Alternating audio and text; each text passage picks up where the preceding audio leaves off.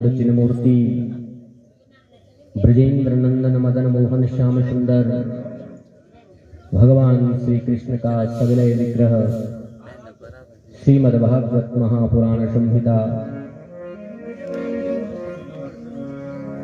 सारस्वत कल्प का महापुराण भगवती पराम्बा जगत जननी त्रिपुर सुंदरी राजराजेश्वरी का सविनय विग्रह श्रीमद्देवी भागवत महापुराण संहिता पूज्य आचार्य चरण विप्र देवताओं के पावन सानिध्य में भक्त वैष्णवों के पावन सानिध्य में इस पावन मन प्यार नामक दिव्य देवभूमि में श्रीमद् भागवत और श्रीमद् देवी भागवत के माध्यम से आप लोग सत्संग लाभ प्राप्त कर रहे हैं। यह पर श्री राधा रानी की महती कृपा करुणा है,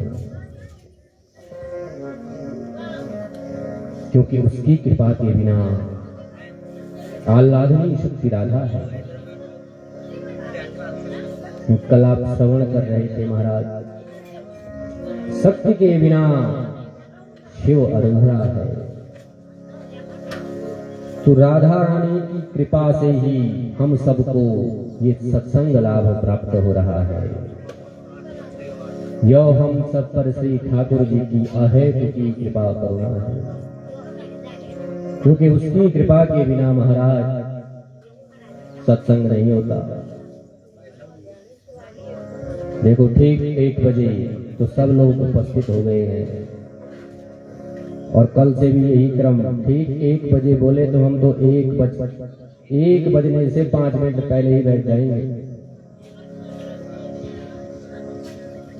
यह जो कथा सुनने की ललक है ना, यही कल्याण कर सकती है, क्योंकि आज आप कथा में श्रवण करेंगे। इस कथा सुनने का क्या फल है, क्या चाहते हो आप कथा सुनने से? जन्म लाभ परम पुंसाम अन्ते नारायण स्मृति। महाराज इस जन्म का लाभ क्या है? अंतिम समय नारायण की स्मृति बनी रहे, याद बनी रहे। अब वो बनेगी कैसे? जब इस प्रकार की कथाओं को सुनोगे, इन कथाओं को सुनने से कीट भृंगन न्याय, एक कीड़ा किसी दूसरी जाति के कीड़े को जो है अंदर ले जाता है बिल में, और उसके कान में जो है सुनाता रहता है वो। महाराज कुछ समय के बाद वो कीड़ा भी वैसे ही बोलने लग जाता है। तो यही है, इन कर्ण पुटों से इस मंगलमयी कथा का श्रवण करोगे ना, तो फल क्या होगा? अंते नारायण स्मृति। अंतिम समय भगवान श्रीमन नारायण का नाम मुंह से निकलेगा।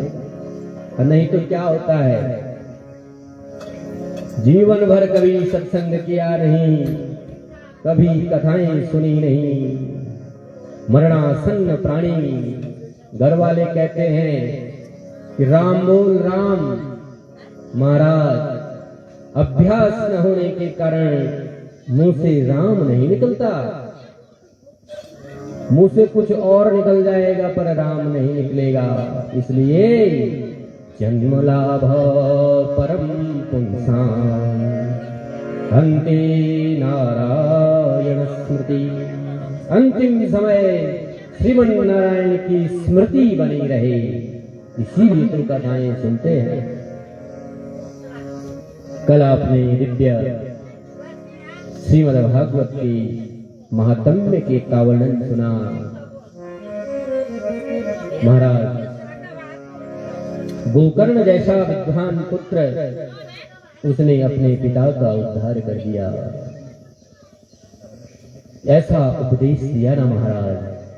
देहि स्तिमान सरुधीरे भीमतिम त्यजत्वं जाया सुता दिशु सदा ममतां विमुञ्च पश्यानिशं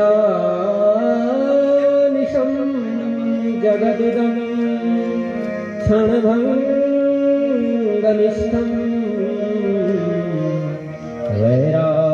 वैराग्यरागरसिको भव भक्तिनिष्ठा।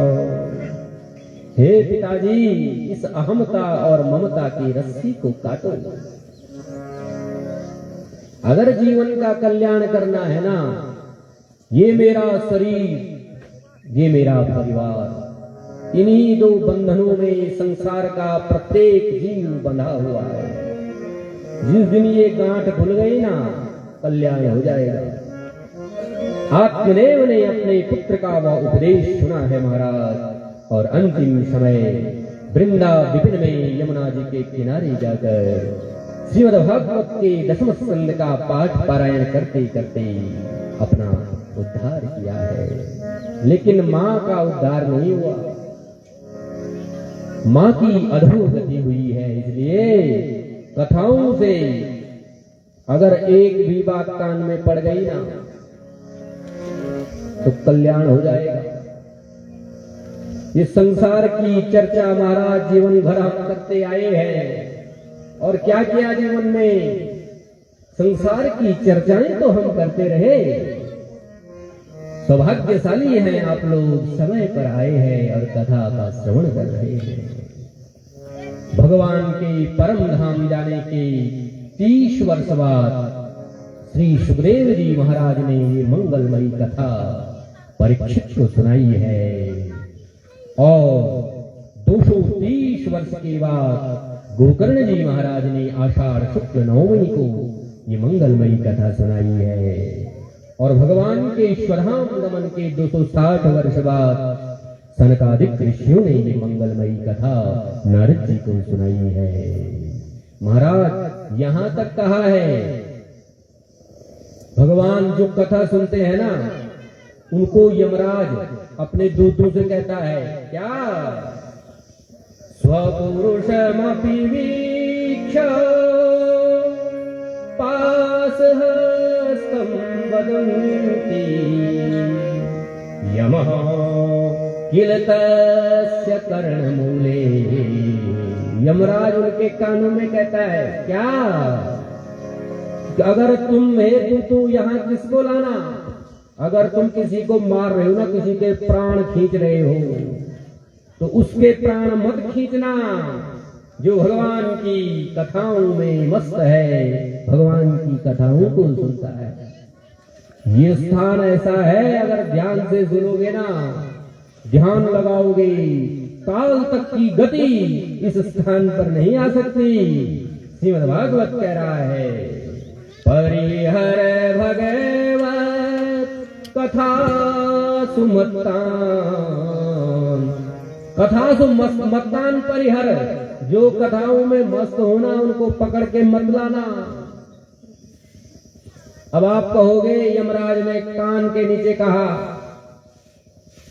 कान में कही हुई बात यहां कैसे लिख दी? महाराज ऋषि सर्व समर्थ होते हैं, वो अंदर की बात भी जान लेते हैं। तो इसलिए कल आपने श्रीमद्भागवत के महात्म्य की चर्चा सुनी।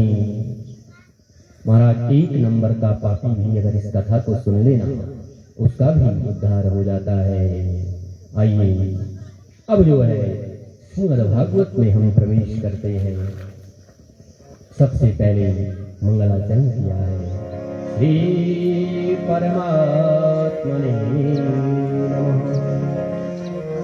महाराज इस ग्रंथ को अगर उसकी सामर्थ्य है तभी बोला जा सकता है। हम पर भी है प्रभु कृपा करना, इसके जो है 2 शब्द हम मुंह से निकाल सके, उसकी कृपा न होना तो 1 शब्द भी नहीं निकलेगा। इसलिए मंगलाचरण किया है। जनमा जन्माद्यस्य यतोऽन्वयादितरतश्चार्थेष्वविज्ञस्वराट् तेने ब्रह्महृदाय आदिकवये मुह्यन्ति यत्सूरयाः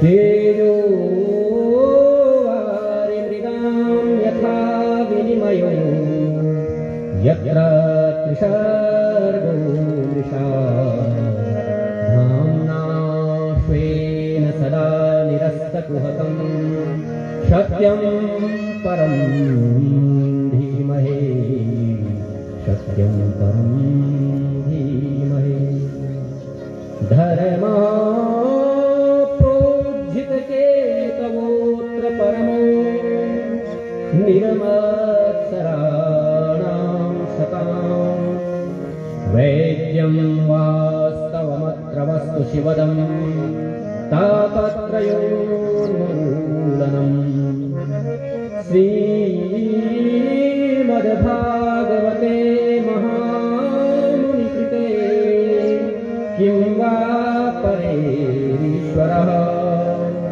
सद्यो हृद्यवरुध्यते पृथिवी शुश्रूषुभिः तत्क्षणात् निगमकल्पतरोर्गलितं फलम् सुखमुखाद्रमितद्रवसंयुतम् पिबत भागवतं रसमालयो मुहुरहो रसिका भुवि भावुकाः जन्माद्यस्य यतोऽन्वयादितरतश्चार्थेष्वविज्ञस्वराट्। और एक बात कही अंत में, सत्यम परम धीमहि। अब ये ग्रंथ किसका है, किसकी कथाएं हैं इसमें? भगवान कृष्ण की। शंका हुई, सत्यम उस परम सत्य का हम ध्यान करते हैं। अब सत्य श्री कृष्ण है क्या? श्री कृष्ण ही सत्य है और नहीं सत्य कोई। यही सत्यम परम धीमहि महाराज विद्वानों के वैदुष्य का, विद्वानों को वैदुष्य दिखाने का अवसर इस पर मिल गया। जब ये श्रीमद् भागवत भगवान श्री कृष्ण की मंगलमयी कथाएं इसमें है ना, तो सत्य क्यों कहा? कृष्णम परम धीमहि कहते, अगर कृष्णम परम धीमहि कहते ना, तो देवी को मानने वाले इसको नहीं सुनते। रामम परम धीमहि कहते, तो राम को मानने वाले इसको कहते, क्योंकि कई संप्रदाय है हमारा। शाक्त जो शक्ति के उपासक हैं उन्हें शाक्त कहते हैं, गणपति के उपासक को गणपत कहते हैं, सूर्य के उपासकों को सौर कहते हैं, शिव के उपासकों को शैव कहते हैं। है तो सब एक ही, अलग कुछ नहीं है। आकाशात् पतितं तोयं यथा गच्छति सागरं सर्वदेव नमस्कारं केशवं प्रतिगच्छति। अपनी अपनी उपासनाओं का विषय सर्वमान्य सब है। हम क्या हैं? स्मार्त पंचदेव को मानने वाले। हमारे घर में सूर्य की पूजा भी होती है, पंचायतन देवता हम बैठाते हैं, शिव की भी होती है, और इन्हीं पंचयतन देवताओं में सारे आ गए।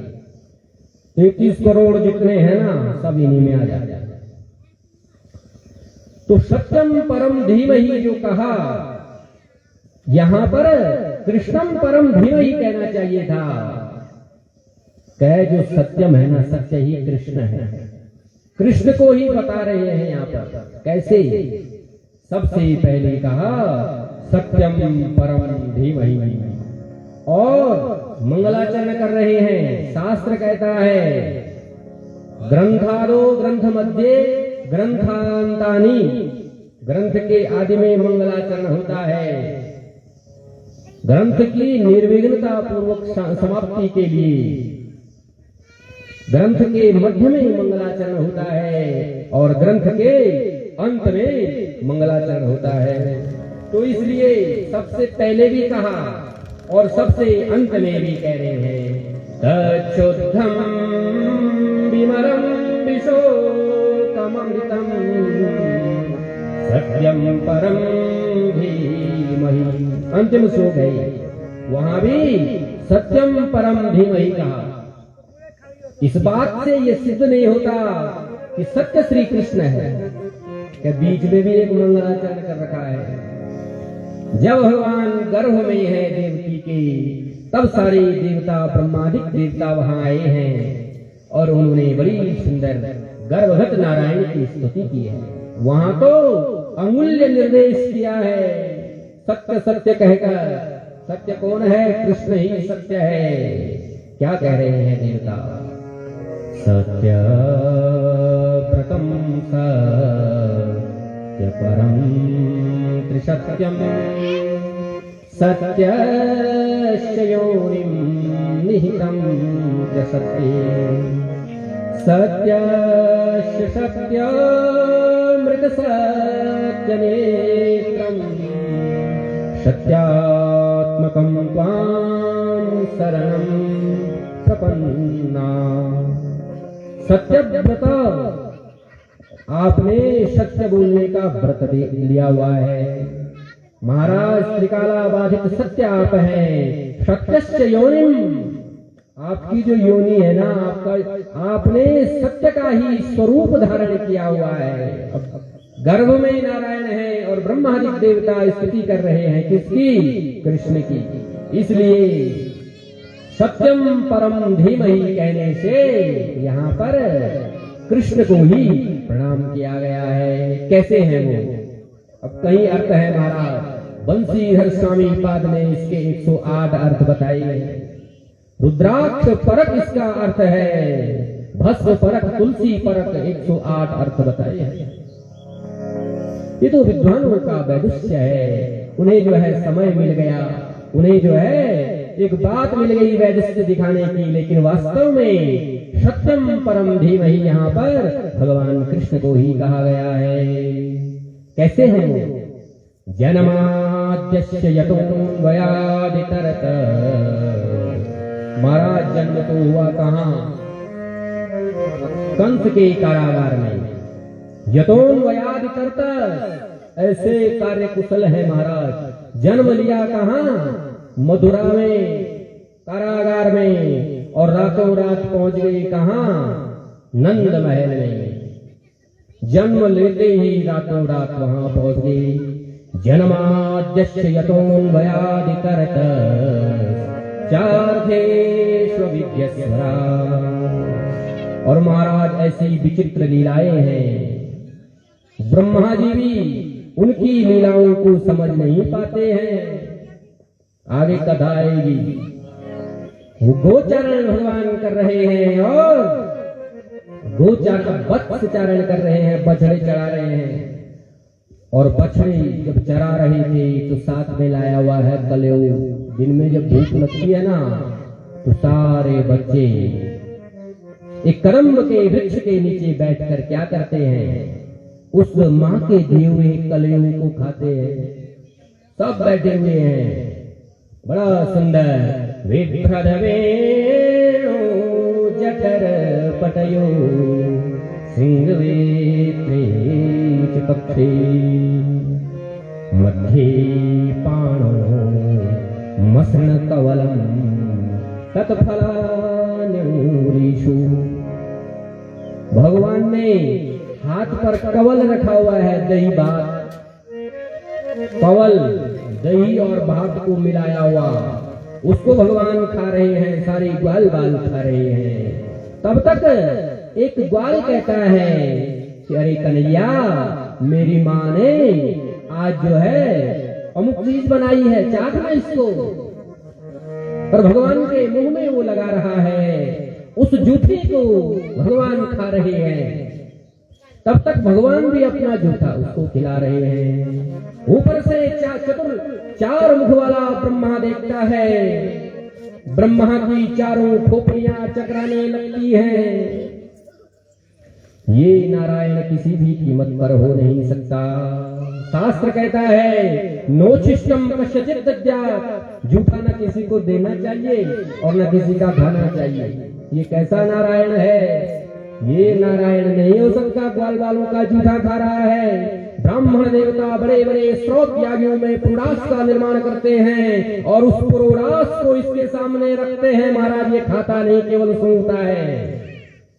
ये नारायण नहीं हो सकता। ब्रह्मा की खोपड़ी चकरा जाती है। चार थे स्वेज्ञ स्वरा, ये लीला हुई उनके बड़े भाई जो बलराम हैं, उनको भी पता नहीं चलता है उनकी लीलाओं का। महाराज ऐसे स्वराट वो परमात्मा आदि कवि मुह्यंत्री आदि कवि ब्रह्मा भी इसकी लीलाओं को देखकर मोहित हो जाता है। ऐसे तेजोवार मृदाम यथा विनिमयो,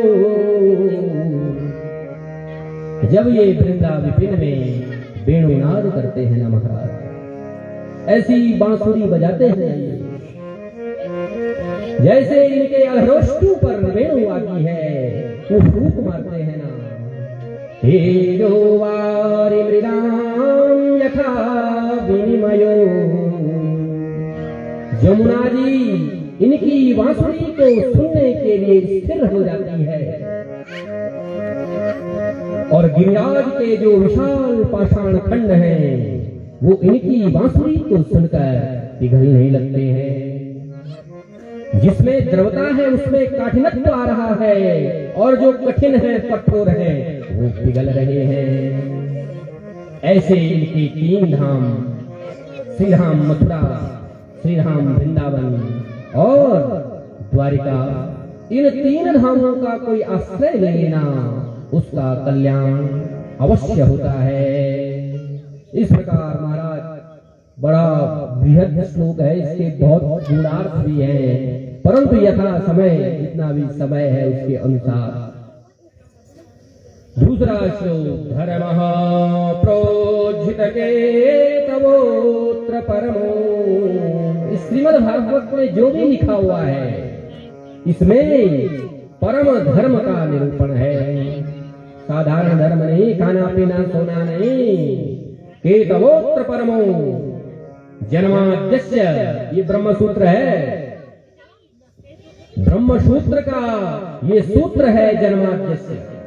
ब्रह्म सूत्र से जिसका शुभारंभ हो रहा हो वो खाली कपोल कल्पना नहीं हो सकती, वो गाय चराने वालों के गीत नहीं हो सकते। ये बता रहे हैं श्री व्यास जी, ये कपोल कल्पना नहीं है, ये परम धर्म का इसमें निरूपण किया जा रहा है। और किसके लिए है ये? निरमत्सराणाम सताम, जो सज्जन पुरुष हैं जिनके जीवन से निर्गताः मत्सराः यस्य निर्मत्सराः, जिनके जीवन से मत्सर समाप्त हो गया है। मत्सर किसे कहते हैं?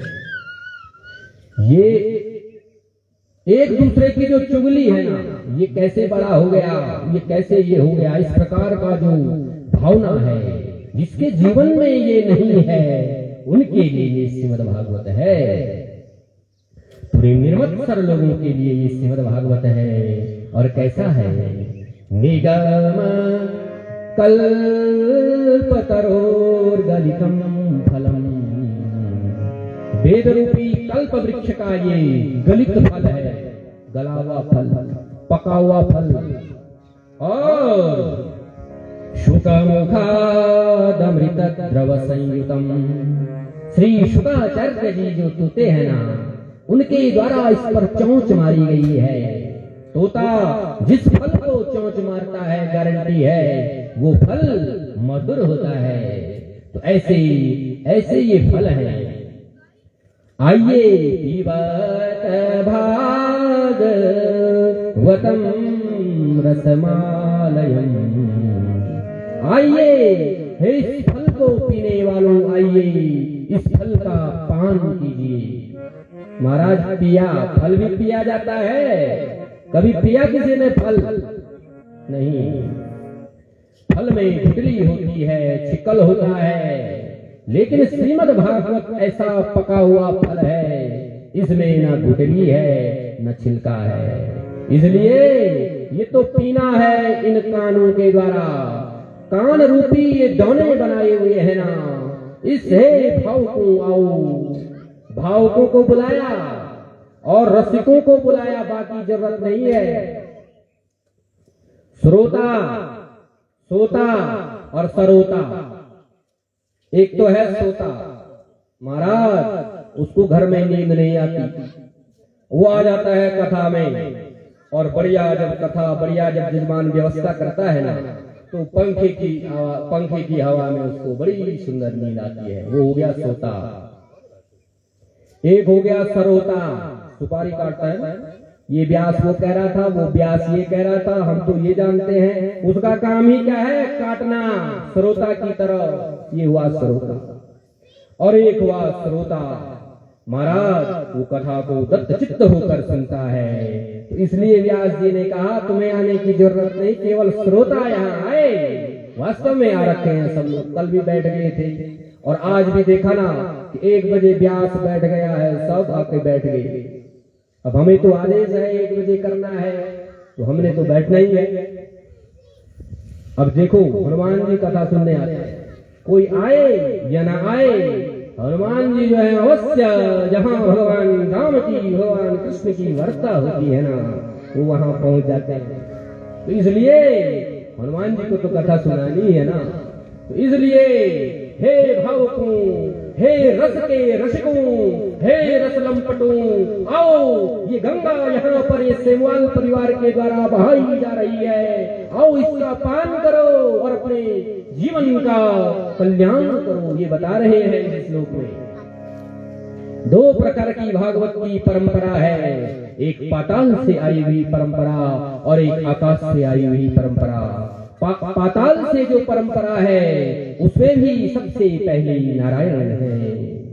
नारायण ने भगवान शेषनाग को एक कथा सुनाई और शेषनाग ने सांख्यायन ऋषि को सुनाई और सांख्यायन ने बृहस्पति को सुनाई और बृहस्पति ने उद्धव को सुनाई और उद्धव ने 16,000 जो 108 जो रानी पटरानी है भगवान की, उनको सुनाई। कुछ समय परीक्षित ने भी सुनी। ये है पाताल की परंपरा।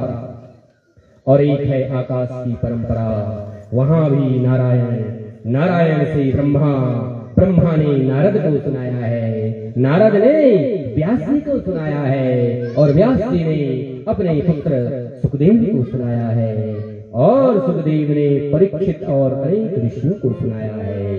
ये 2 परंपराएं हैं। नैमिषे निमिषक्षेत्रे ऋषयः सोनकादयो शत्रं स्वर्गाय लोकाय सहस्र सममासत। नैमिषारण्य की पावन भूमि और उस नैमिषारण्य में 88,000 ऋषि हमेशा कथा सुनते रहते हैं। 1000 वर्ष का सत्र है, कथा सुननी हमने 1000 वर्ष तक। महाराज सब बैठ जाते हैं कथा सुनने के लिए। और प्रातः हुताग्नय यहाँ शब्द आएगा, यज्ञ यागादि भी हो रहा है वहां, लेकिन प्रातः काल ही वो क्या कर देते हैं? यज्ञ कर देते हैं, पूजन कर देते हैं जल्दी जल्दी, क्योंकि कथा सुननी है। यज्ञ की विधि प्रातः से सायं तक चलती है, लेकिन कथा सुनने के लिए वो लोग प्रातः प्रातः काल ही यज्ञ यागादि कर लेते हैं और बैठ जाते हैं। देख 1 बजे व्यास ने आना है, हमने तो 12 बजे चले जाना है, कुछ देर कीर्तन करेंगे, उसके बाद कथा सुनेंगे। तो इस प्रकार वो 88,000 ऋषि बैठे हुए हैं उस नैमिषारण्य की पावन भूमि में। सूत जी महाराज अवस्था में कम है, उनको उच्च स्थान पर बैठाया हुआ है। अब यहां भी देखो ना, छोटा मैं नीचे और बड़े बड़े महाराज सब बैठे हुए हैं नीचे। वास्तव में हम क्या हैं? चौकीदार। ये चौकी है ना, कितने फुट की है, इसमें हमें बैठा दिया। जमीन पर कौन बैठा है? जमींदार। बड़े तो आप लोग हैं। जब आप लोग आएंगे ना तभी तो सुनाएंगे। तो यहाँ पर भी आप लोगों ने कृपा करके इस स्थान पर हमें बैठाया हुआ है। तो शूद्र जी ऊपर बैठे हुए हैं, शौनकादि 88,000 ऋषि नीचे बैठे हुए हैं। और आज ऋषियों ने प्रश्न किया है श्री शूद्र जी से, त्वया खलु पुराणानि इतिहासानि चानघ। तुमने पूरे पुराण पढ़े हुए हैं, इतिहास पढ़ा हुआ है महाराज। अब इनमें जीवन के कल्याण करने का मार्ग बताइए। कौन सा ऐसा मार्ग है जिससे जीवन का कल्याण हो जाए? तो कुछ भी सुन लो, यज्ञ करो। यज्ञ कैसे करें? कलयुगी जीवों के पास समय कितना है? 100 वर्ष। 100 में भी जो है 20 निकाल दो, पीछे के 80 के बाद कुछ नहीं होता। 20 आगे के निकाल दो, खेल कूद में चले जाते हैं। तो समय क्या है? बहुत कम है।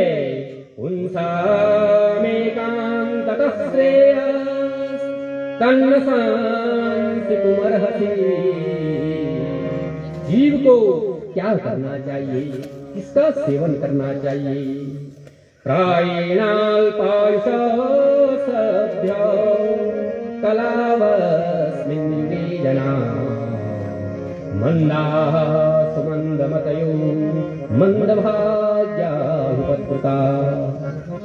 कलयुग में सारे जीव मंद भाग्य हो गए हैं, उनकी मति कम हो गई है महाराज। इसलिए कैसे उनका उद्धार हो, कृपा करके हमें बताइए। और यही 6 प्रश्न किए हैं शौनकादिक ऋषियों ने। उन 6 प्रश्नों के ही उत्तर में श्रीमद् भागवत है। पहला प्रश्न किया, किम से यह शास्त्र सार स्वावतार प्रयोजनम किम कर्मः केवताराश्च धर्मः कम शरणं गता किम श्रेयः। किसका सेवन करना चाहिए जिससे जीव का कल्याण हो जाए? शास्त्र सार। शास्त्रों का सार क्या है? बहुत पुराण है, 18 पुराण, 18 उप पुराण, 18 औप पुराण महाराज। 4 वेद क्या क्या पढ़े? शास्त्रों का सार क्या है? भगवान के कितने अवतार होते हैं और भगवान अवतार क्यों लेते हैं? किसी ने कहा, परित्राणाय साधूनां विनाशाय च दुष्कृताम्। दुष्टों का संहार करने के लिए भगवान अवतार लेते हैं? नहीं, भगवान दुष्टों का अवतार संहार करने के लिए अवतार नहीं लेते। इसलिए अरे वो तो अखिल कोटि ब्रह्मांड नायक है महाराज। उनकी भ्रिकुटी टेढ़ी हो जाए ना तो ब्रह्मांडों में भूचाल आ जाता है। कुंती मैया ने समझा भगवान का अवतार क्यों होता है। तथा परमहंसानां मुनीनां अमलात्मनां भक्तियोग विधानम् कथं पश्येमहि स्त्रिया। ऐसे भक्तों के हृदय में अमलात्मा, विमलात्मा, महात्मा, संत सन्यासियों के हृदय में भक्ति योग का विधान करने के लिए भगवान का अवतार होता है। अगर भगवान का अवतार नहीं हुआ होता ना तो ये कथा सुनते हम। किसकी कथा सुनते? जब भगवान ने अवतार लेकर नाना प्रकार की लीलाएं की तभी तो उनको सुनने के लिए हम यहाँ बैठे हैं। तो इसलिए भगवान के कितने अवतार होते हैं और भगवान के अवतार का प्रयोजन क्या है और यहाँ आकर किम कर्मः, भगवान क्या करते हैं, भगवान के कितने अवतार हैं। और भगवान जब इस धराधाम को छोड़कर चले जाते हैं ना तो धर्म कम शरणं गतः, धर्म किसकी शरण में जाता है? यही प्रश्न है। और इन्हीं प्रश्नों का उत्तर बड़ा सुंदर श्रीधर स्वामी पाद ने कहा है। कृष्ण भक्ति परश्रेय शास्त्र सार राक्षसी वही प्रयोजनम सतो रक्षा कर्म सृष्ट्यादि लक्षणम कर्म सृष्ट्यादि लक्षणम। कृष्ण की भक्ति ही कल्याण का मार्ग है। शास्त्रों के सार का सेवन करना चाहिए। भगवान के आने का प्रयोजन संतों पर कृपा करना है और भगवान के कर्म महाराज इस सृष्टि को बनाना है। सृष्टि किसने बनाई? पहले बीज था या वृक्ष था? बोल सकता है कोई? नहीं बता सकता। महाराज बीज से पहले वृक्ष था और वृक्ष से पहले बीज था। तो ये जो है इस विराट संसार को जो है वो परमात्मा बनाता है।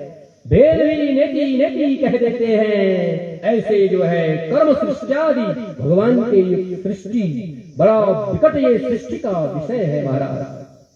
तो इस प्रकार इन 6 प्रश्नों के उत्तर में ही श्रीमद् भागवत है। व्यास जी महाराज को प्रणाम किया है सुखदेव जी, श्री सुखदेव जी महाराज को प्रणाम किया है। कैसे हैं सुखदेव जी? यम प्रव्रजन्तमनुपेत मपेतकृत्यं द्वैपायनो विरह कातर आजुहार पुत्रेति तन्मयतया सर्वो वेदो तं सर्वभूतहृदयं मुनिमानतोऽस्मि। यम प्रव्रजन्त मनुपेत मपेत कृत्यम, जिनका अभी उपनयन संस्कार भी नहीं हुआ। उपनयन क्या बला है ये महाराज? जनेऊ। अब जनेऊ कब होते हैं हमारे बच्चों के? विवाह के समय। विवाह के समय नहीं होते जनेऊ।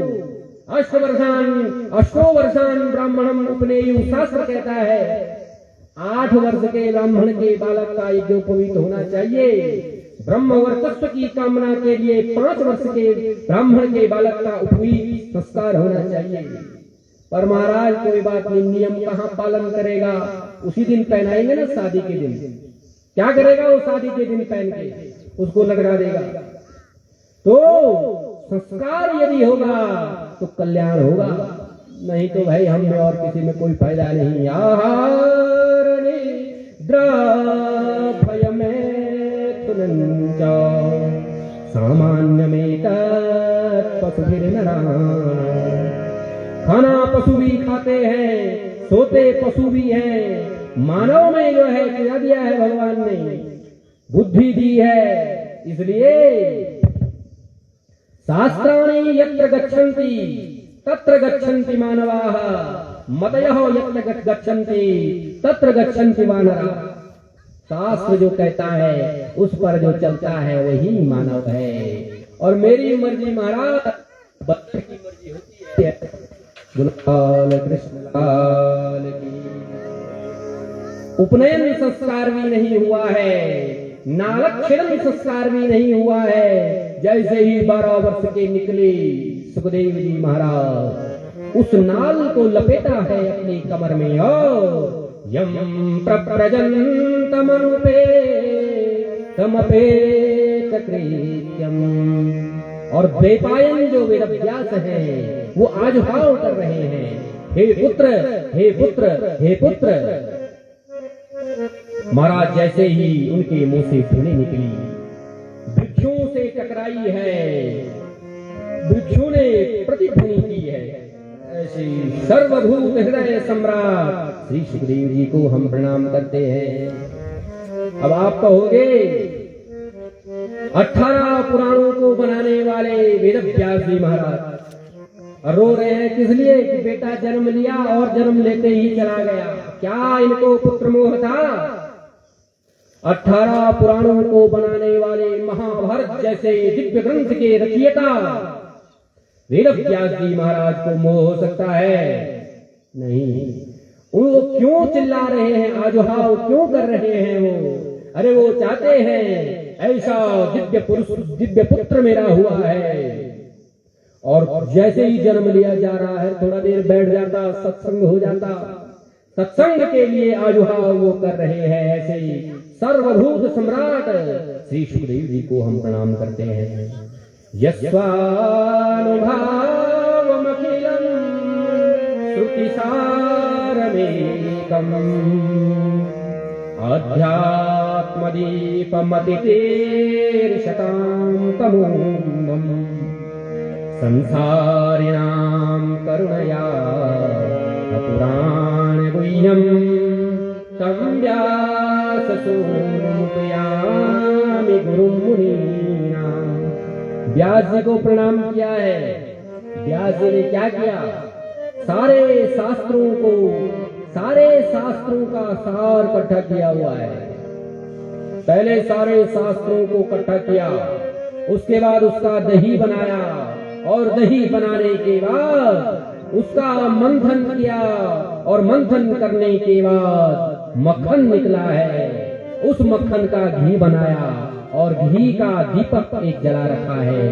ये श्रीमद् भागवत रूपी घी का दीपक व्यास जी ने जलाया हुआ है। और ये संसार रूपी जो बीहड़ जंगल है ना, अंधेरा जंगल, उस जंगल में ही जला रखा है। और क्या कह रहे हैं? अरे आओ, इस संसार रूपी भवटवी में क्यों भटक रहे हो? इस श्रीमद् भागवत रूपी शास्त्र दीप का आश्रय लेकर अपना कल्याण करो। इस प्रकार से नारायणं नमस्कृत्य नरं चैव नरोत्तमं देवीं सरस्वतीं व्यासं ततो जयमुदीरये। भगवान नारायण को नमस्कार किया है, नर नारायण भगवान को नमस्कार किया है, भगवती सरस्वती को प्रणाम किया है। व्यास जी महाराज के ग्रंथों का वाचन पहले इन सबको प्रणाम करके करना चाहिए। महाराज अब बोल पड़े हैं श्री सूत जी महाराज। मुनयः साधु पृष्ठोऽहं भवद्भिर्लोकमंगलम्। हे मुनियों, साधु पृष्ठो, आपने बड़ा सुंदर पूछा है। केवल अपने लिए नहीं पूछा, लोक मंगल प्रश्न है ये, संसार के कल्याण करने के ये प्रश्न है। आपने बड़ा सुंदर पूछा है। क्या जीव को क्या करना चाहिए? सवे पुंसां परो धर्मो यतो हतिरलोक्षजे अहेतुक्य प्रतिहता ययात्मा संप्रसीदति। जीव का क्या कार्य है? जीव को उस अहेतुक नारायण में क्या करना चाहिए? भक्ति करनी चाहिए। जीव को परमात्मा की भक्ति अवश्य करनी चाहिए। कैसी भक्ति?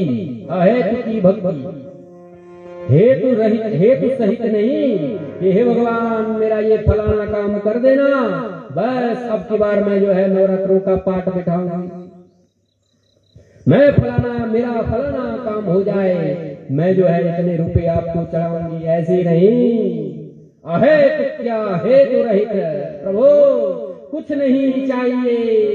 वृंदावनवासी सांवरे तुम बिन रहो न जाए, तुम बिन रहो न जाए। हे वृंदावनवासी सांवरे, अब बस तुम्हारे बिना मैं रह नहीं सकता, बस मुझे संसार की कोई इच्छा नहीं है। प्रभु मुझे चाहिए तो केवल आप चाहिए। इस प्रकार की भक्ति यदि जीवन में होगी ना, तब कल्याण होगा। अहेतुक्य प्रतिहता ये आत्मा संप्रसीदति। ये करने से क्या होगा? वासुदेवी भगवती भक्ति योग प्रयोजिता जनयत्या सुवैराग्यम ज्ञानम च तरहेतुकम्। जब ऐसी भक्ति जीवन में आएगी ना, तो अपने आप वैराग्य हो जाएगा, अपने आप ज्ञान हो जाएगा। भक्ति के जो पुत्र हैं ज्ञान और वैराग्य, वो अपने आप आ जाएंगे। और महाराज आजकल कैसी भक्ति है, बस भजन बजा और मैं तो मीरा बन गई, कल्याण होने वाला नहीं। महाराज मीरा को राणा ने जहर का प्याला दे दिया। मीरा ने भगवान कृष्ण का नाम लिया और वो जहर भी उसके लिए अमृत बन गया। ऐसी भक्ति है, बस मुझ पे तो मीरा आ गई, ये कल्याण का हेतु नहीं है। महाराज जब प्रबल भक्ति होगी, ज्ञान वैराग्य से युक्त, तभी कल्याण होगा। और उसके बाद क्या करना है? जनयत्यास वैराग्यम् धर्मः स्वनिष्ठितः पुंसा विश्वक्सेन तथासुया नोत्पादयेद् यदि रतिम् श्रमएव हि केवलम्। महाराज मैंने इतनी कथाएं सुन ली, न जाने कितनी कथाएं सुन लो, अगर जीवन में भक्ति नहीं आई तो वो क्या है? भस्म में हवन करने के समान है। कथा सुनने का फल क्या है? जीवन में भक्ति आ जाए। धर्म क्या है, अधर्म क्या है, इसका ज्ञान हो जाए।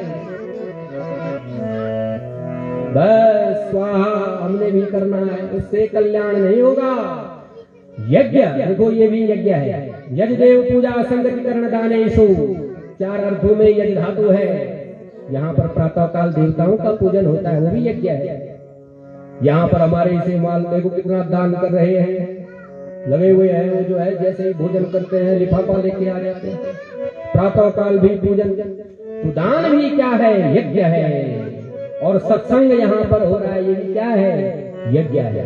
तो विधि पूर्वक यज्ञ होगा तो वो कल्याण का हेतु होगा। नहीं तो महाराज दक्ष का यज्ञ सुनोगे, क्या हुआ? विध्वंस हुआ। तो इसलिए भक्ति क्या होनी चाहिए? ज्ञान वैराग्य से युक्त होनी चाहिए, तभी कल्याण हो जाएगा। और जब भक्ति हो गई तब क्या होगा? जीवन का लक्ष्य क्या है? ज्ञान वैराग्य से युक्त भक्ति जब जीवन में आ जाएगी तो जीवस्य तत्व जिज्ञासा नार्थो यस्येह कर्मभिः। तब तत्व की जिज्ञासा होगी, क्या करना चाहिए, तत्व क्या है। तब जाकर जो है अहम ब्रह्मास्मि की भावना आएगी। इस प्रकार जो है 4 प्रकार के पुरुषार्थ बताए हैं, धर्म, अर्थ, काम और मोक्ष। धर्म का संबंध काम के साथ भी है और अर्थ के साथ भी है, तब जाकर मोक्ष होगा। धर्म पूर्वक यदि विवाह होगा तो वो धर्म पत्नी कहलाती है, वो कल्याण का हेतु होगा। और धर्म पूर्वक धन कमाओगे तो वो भी मोक्ष का हेतु होगा। तो इसलिए पुरुषार्थ चतुष्टय के बारे में बता रहे हैं और एक ही बात कही है, ये सब करने से क्या होगा? विद्यते हृदयाग्रंथि क्षीयन्ते सर्व संशया क्षीयन्ते चास्य कर्माणि दृष्ट्वैवात्मनीश्वरे। तब जाकर अंदर जो ग्रंथियां बनी हुई ना, हृदय की जो ग्रंथि हैं, वो धीरे धीरे खुलने लगेंगी और तब जाकर कल्याण होगा। इस प्रकार सूत जी महाराज ये मंगलमयी कथा शौनकादि 88,000 ऋषियों को सुना रहे हैं। सूत जी कह रहे हैं, जगहे पौरुषम रूपम भगवान महरादिभिः शंभूतम सूरसदलमादो लोकसृष्टिक्षया। इस संसार को भगवान बनाते हैं और जब ये संसार बन जाता है तब भगवान अनेक रूपों में अवतार लेते हैं। और इसी प्रकार 24 अवतारों के बारे में बता रहे हैं। एतन्नानावताराणां निधानं बीजमव्ययम्। सबसे पहले भगवान सैव प्रथमं देवम् कौमारः सर्गमास्थितः। सबसे पहले भगवान सनत सनंदन सनातन मानस पुत्र के रूप में भगवान अवतरित होते हैं 4 ऋषियों के रूप में। चचार दुश्चरम ब्रह्म ब्रह्मचर्य मखंडितम। बड़ा दुष्कर तप करते हैं ब्रह्मचर्य पूर्वक, वो विवाह नहीं करते। इस प्रकार से द्वितीयं तो भवायास्या रसातलगतां मही दूसरा भगवान शुकर का अवतार लेते हैं। जब इस पृथ्वी को हिरण्याक्ष नाम का दैत्य रसातल में ले जाता है ना, तो भगवान शुकर अवतार लेकर इस पृथ्वी का उद्धार करते हैं। देखो कितने दयालु हैं। इस पृथ्वी के रक्षा करने के लिए भगवान शुकर का अवतार लेते हैं। और इसी प्रकार 24 अवतारों के बारे में बताया है। और एक छप्पा है महाराज, उसको जो प्रतिदिन प्रातः सायं पढ़ता है ना, 24 अवतारों का, उसको जो पुण्य प्राप्त होता है वो मिल जाता है। जय जय मीन बराह कमठ नरहरि बलि वामन, परशुराम रघुवीर कृष्ण कीरति जग पावन। बुद्ध कल्कि और व्यास पृथु, हरिहंस मन्वन्तरा, यज्ञ ऋषभ हयग्रीव ध्रुवर दैन्य धन्वन्तरा। बदरी पति दत्त कपिल देव, सनकादिक करुणा करो, 24 रूप लीला रुचिर, श्री अग्रदास उर पद धरो। इस प्रकार भगवान के 24 अवतार होते हैं महाराज। यहाँ तक कि बुद्ध भी भगवान का अवतार है। बुद्धो नामनो जनसुतः कीकटे शुभविष्यति। गया प्रदेश में जो बुद्ध हुए हैं वो भी भगवान का अवतार है। लेकिन वेद से विहीन कर्म करने के फलस्वरूप बुद्ध को भी हम नहीं मानते। भगवान भी यहाँ आएगा ना, और वेद से वेद रूपी जो वेद की जो विधि है उससे अलग कार्य करेगा ना, हम कहेंगे तो वही रहे। तो इस प्रकार से 24 भगवान के अवतार हैं। इदम भागवतम नाम पुराणम ब्रह्म संहितम। ये श्रीमद् भागवत जो पुराण है ये ब्रह्म संहित पुराण है। ऐसा ही नहीं है, इससे कल्याण होता है। इस प्रकार से शौनकादिक ऋषियों ने प्रश्न किया है, कौन से युग में, कस्मिन् युगे प्रवृत्तेयं स्थाने वा केन हेतुना। महाराज हेतु क्या था इस पुराण को बनाने का, और कहाँ हुआ, सुनाओ ना इस कथा को। तब जाकर शौनकादिक सूत जी महाराज ने कहा है कि एक समय की बात है कि द्वापर के अंत में जो कृष्ण द्वैपायन में वेदव्यास हैं, पराशर नंदन, उन्होंने क्या किया, वो सरस्वती के पावन तट पर बैठे हुए हैं, उधर माणा की तरफ, बद्रीनाथ की तरफ। 17 पुराण का नवीनीकरण कर दिया, लेकिन फिर भी जो है अशांत बैठे हुए हैं। तब तक वीणा बजाते हुए, हरि गुण गाते हुए, प्रेम सरसाते हुए, श्रीमन्नारायण नारायण नारायण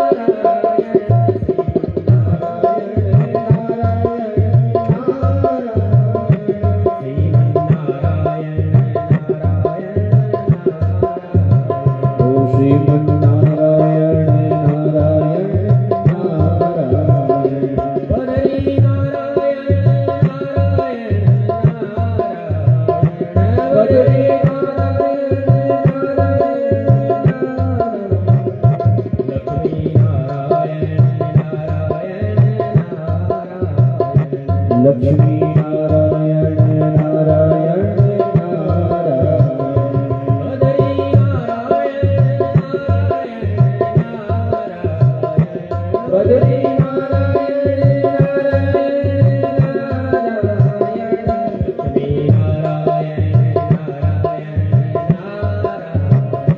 लक्ष्मी नारायण नारायण नारायण। एक व्यास कथा कर रहे थे, और वो क्या कर संकीर्तन करा रहे थे। महाराज जैसे ही संकीर्तन कराते, एक माई बैठी हुई थी आगे, वो टस से मस्त हो, वो हाथ से भी कहे, मैया गोविंद बोलो हरे गोपाल बोलो, गोविंद बोलो हरि गोपाल बोलो, राधा रमण हरि गोविंद बोलो,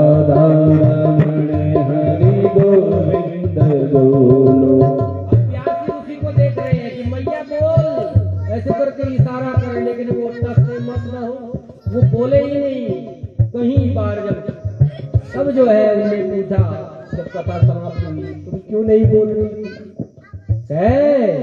गोविंद मेरे जेठ का नाम है और गोपाल मेरे ससुर का नाम है, कैसे बोलती? इसलिए कथा में बोलना चाहिए महाराज। जेठ का नाम कब हुआ? इसी जन्म में तो हुआ महाराज। उसका नारायण नाम न जाने कब पड़ गया है। इसलिए गोविंद बोलो हरि गोपाल बोलो, गोविंद बोलो हरि गोपाल बोलो, राधा रमण हरि गोविंद बोलो, राधा रमण हरि गोविंद बोलो। लक्ष्मी नारायण भगवान की जय हो। नारद जी पहुंच गए व्यास जी के पास। तो व्यास, तुम्हारा मुख मलिन क्यों है, तुम दुखी क्यों हो? कहे नारद जी, मैंने 18 पुराण लिख दिए, महाभारत जैसा दिव्य ग्रंथ लिख दिया, फिर भी मेरा चित्त शांत नहीं है। नारद जी ने कहा, बेटा तूने लिखा तो बहुत कुछ है, लेकिन तूने उस कृष्ण की कथाएं नहीं लिखी है। किसी पुराण में तूने दान का वर्णन किया है, किसी पुराण में ऐसी ऐसी बातें लिखी है महाराज, बड़े बड़े विद्वानों की खोपड़ी चकरा जाती है। इसलिए कुछ ऐसा लिखो ना जो मन को अच्छा लगे। भगवान श्री कृष्ण की कथाएं लिखो, तब जाकर जो है। नारद जी ने उनको अपनी कथा सुनाई है। देखो ना, भगवान की कथाएं इतनी बढ़िया है ना। एक समय की बात है, अहम पुराभवे भवं दास्यास्तुति